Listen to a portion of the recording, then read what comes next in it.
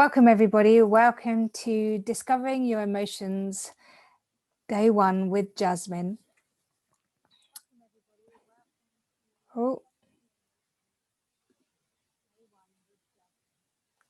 Just trying to figure out how this works because I can hear feedback. And there we go, that's better. All right, so the reason I brought this 5-day workshop, these 5 different essential oils this week to you is because there's a lot of really strong, really intense emotions that are happening right now.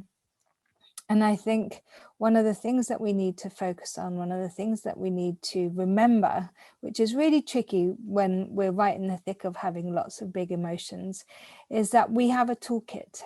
And there is a toolkit here available to us at any point, at any time, to support us, to help us ground and feel safe and secure and comfortable and all those things that we really do need to remember. And it's really tricky, isn't it? It can be really, really tricky to remember our toolkit when we're overwhelmed, when we're feeling on edge, when we're feeling hyper aroused, when we're feeling scared or fearful, or when all of these really intense emotions are going around in our heads over and over. And it happens to me, it's been happening to me. There's been a lot that's been coming up for me lately as well. And I have in the past really struggled to remember my tools. I have really struggled to, because it's a new behavior. A lot of these things that we're doing are new behaviors, they're new ways of being. Then so the neural pathways aren't reinforced, they're not as reinforced as our maladaptive behaviors, the ones that we go to, like the numbing mechanisms, the things that we use to just our quick fixes, the things that we think are going to give us the shortest shortcut into feeling some sort of relief from the emotions that we're feeling. And what's happening at the moment is that we're being squeezed over and over and over again with some of our core wounds that are coming up, some major triggers. We can feel very reactive, very on edge. I mean, for those of us who are in the Northern Hemisphere and it's the summer holidays, that can feel definitely exaggerated with having children around too. Our children are definitely our greatest teachers and offer us a lot of opportunity to grow and develop and see what's out of alignment and out of balance within ourselves very quickly. So having that feedback loop at the moment, as well as everything else that's going on, can feel quite exaggerated and potentially quite intense. So I'm going to share with you some of my dearest tools that I use, the ones that, because I have a tendency, and many of us have a tendency to be in our heads all of the time. What we want to do is really come back into the body, feel ourselves, feel the connection to being grounded and rooted and strong. And it doesn't happen by trying to find the solution to the problem, which is not in our heads, using our logic brain to try and find a solution to the problem or the feeling that we're feeling doesn't ever or rarely ever comes from that logic place, that over analytical, over looping, overwhelm place that lies in our heads. And yet that's the place that we've been taught repeatedly to try and find the most sensible, the most logical, the most rational solution. And what we're now learning, what we're now discovering, is that that is not the truth. The truth is, when we come back into our bodies, when we feel safe enough to feel the connection to our bodies once more, or maybe even for the first time for some of us, it can feel deeply soothing and nurturing. And what we then find is the more safer you feel, the more comfortable you feel within yourself, the easier it is to find solutions to problems, because your intuition, your inner guidance, your insides direct you, they lead you, they draw you to places, and they help you to have these flashes of inspiration that are completely shut off from us when we are in this hyper aroused, hyper vigilant state of feeling unsafe.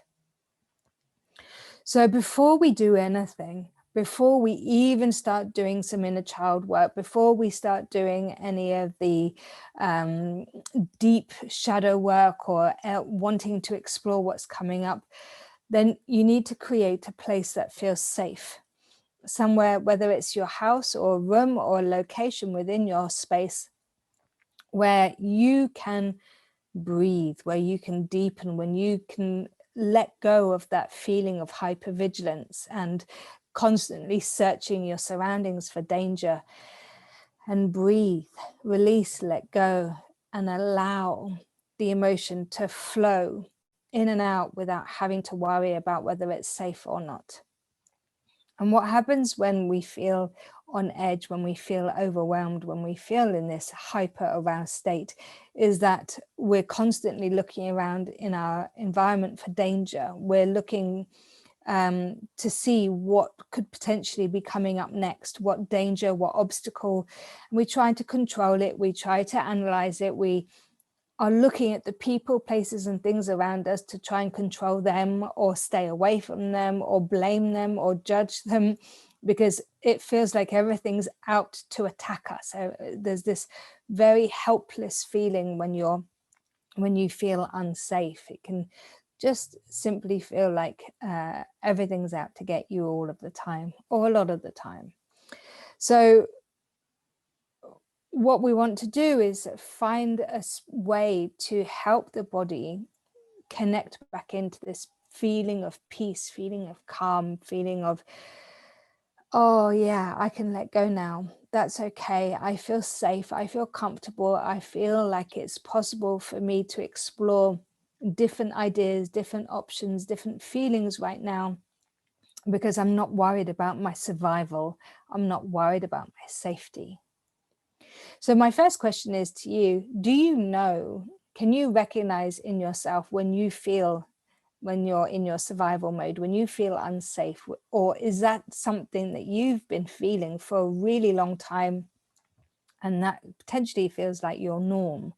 So feeling unsafe can feel like you're at your upper limit, that you're reactive, that you're constantly blaming and judging other people, that you feel stressed.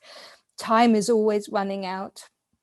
You feel distrustful and mistrustful of people, that you're constantly looking around to see how, for a need to control. Maybe your sleep's being affected. Maybe you're feeling like your appetite is affected too. So you're either constricted and you can't eat, or you're feeling very unsafe, so you're trying to numb the feelings by emotional eating, which is something many of us do. I have done that often before.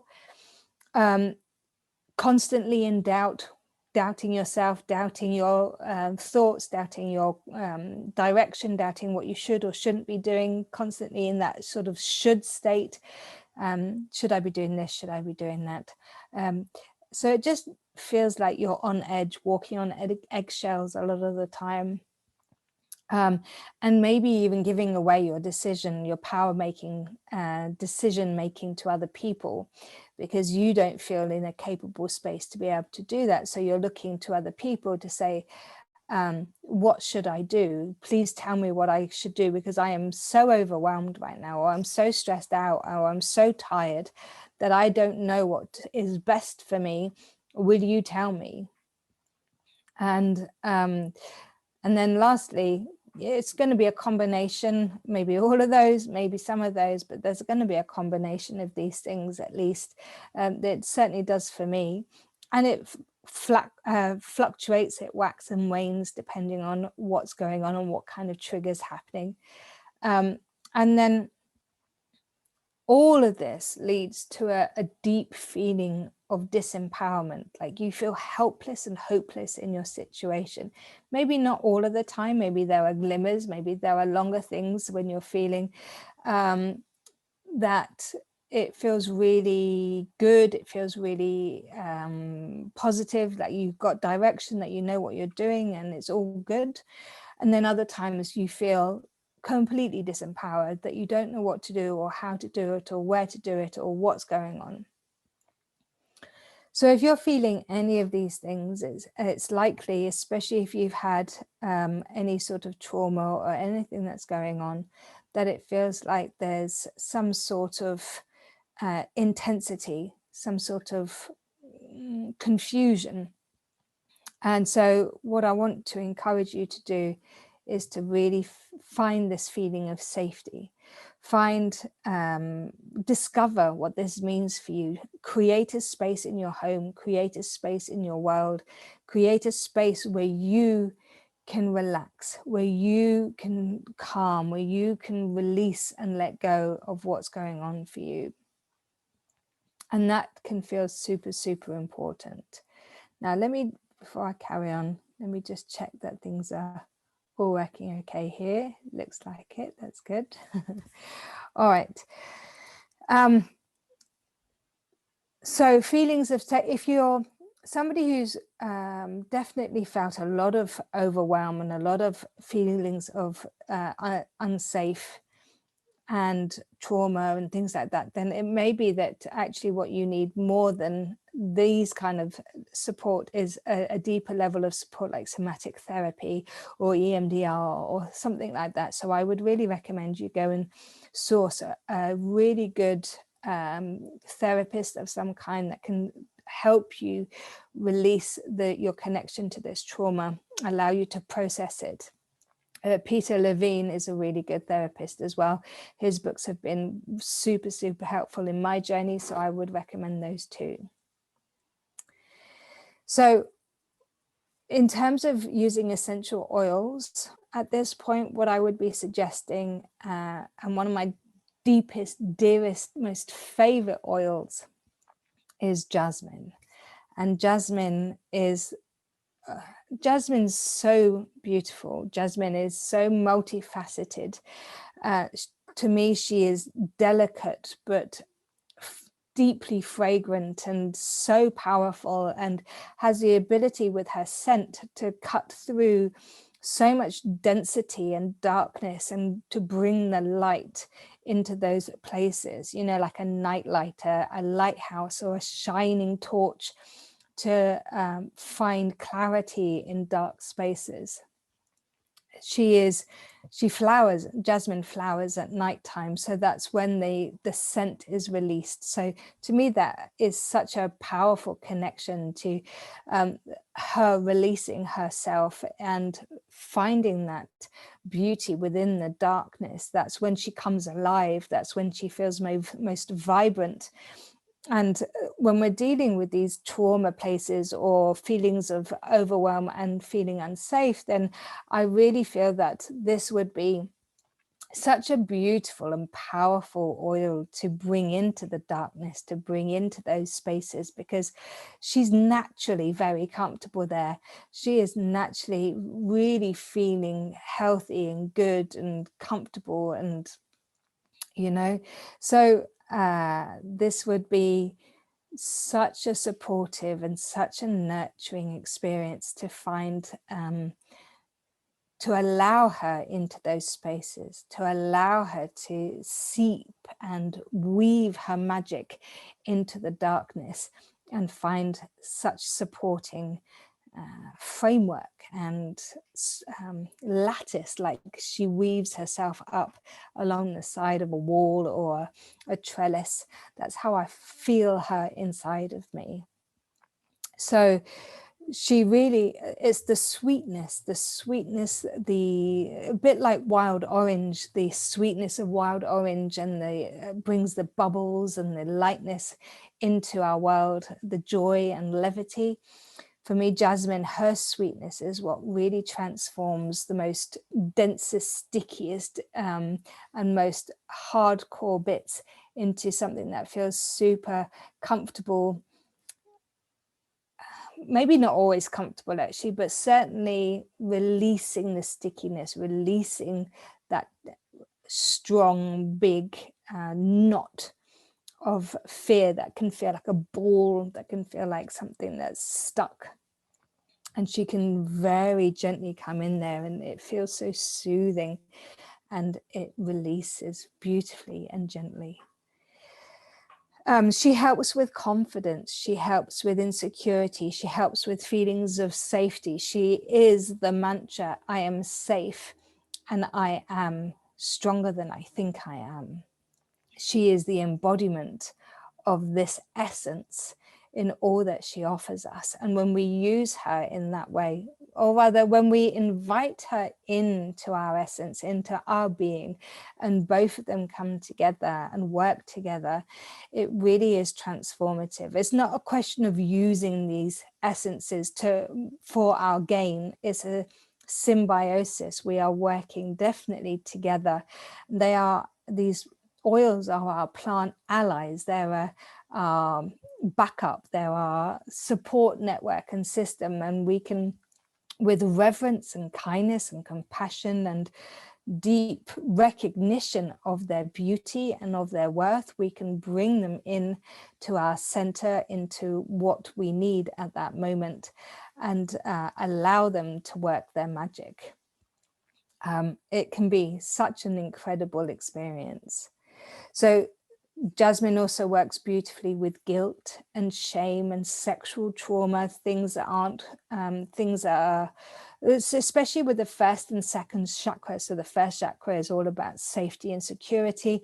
Second chakra is the sexual trauma, which everybody on this planet has some sort of sexual trauma and a feeling of not feeling safe or secure. So gently working with these two centers with this oil, very gently every day, can be super supportive and deeply nourishing. At all of this, when it comes together, all of it is about trusting ourselves. That's where the empowerment comes in. That's where the strength comes in. That's where we discover the essence of these oils, the essence of ourselves, the truth of both of these come together to marry, to remind, to remember who we are, what we are, and us without the wounding, us without all the trauma, us in our entirety, in our truth, in our expansive beingness. Or just me on a good day. You know, me on a good day is somebody who trusts myself, who feels empowered, who really wants to love and protect myself, who has good boundaries, who can stick up for myself. And I want to expand that feeling every day. So this becomes my whole being rather than just a good day being. So Jasmine is a treasured ally in my toolkit, absolutely. And today I'm going to invite you to apply Jasmine to pericardium 7. And pericardium 7 is between these two tendons here. It's just, there's a little squishy bit just here. And we're going to use aroma point therapy. And aroma point therapy is the lightest of touch.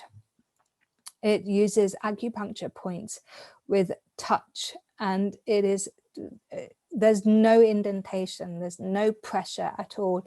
It is a gentleness and kindness with ourselves, and we apply these as a contact point between the oil and our skin. And when you, so you can just take a little bit of your oil and then put a little bit on your finger, if this is how you've got it. And then I gently rub it together, rub my fingers together, and then I will put one finger on here and one finger on here, and then place them in my lap, and then close my eyes for about 5 minutes with the lightest of touch, and allow and invite Jasmine into my being, into these places. So pericardium 7 is called the Great Mound, and it clears the heart, it restores trust, it's really nurturing and supportive. So we're using these points on the body as well as the oils to really remind our body and our spirit what's in right alignment for ourselves, you know. what feels the best. We just sit here gently, and you can close your eyes. Take a big deep breath in and sit in quiet and gentleness with the oil.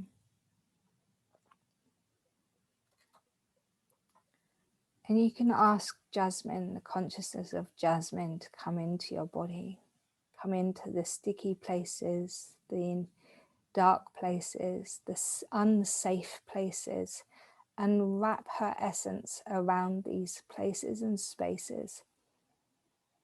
We're going to invite her to bring her light into the dark and feel ourselves soften and unwind, release and allow.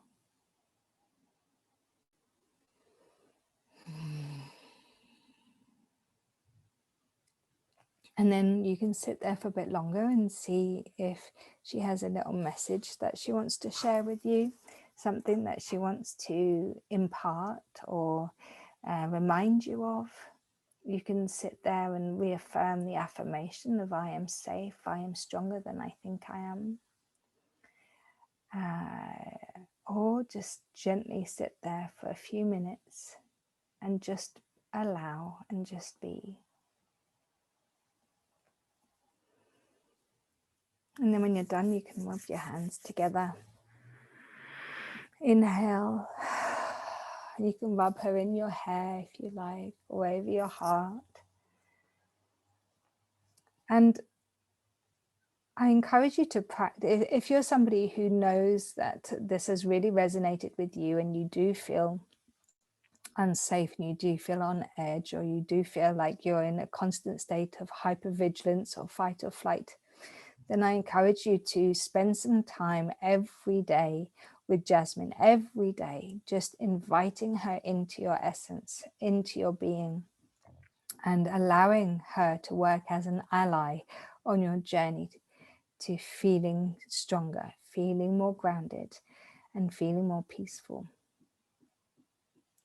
Great. I hope there's been of use. Tomorrow we will be back with day 2. And in the meantime, take care and have a wonderful day. Lots of love.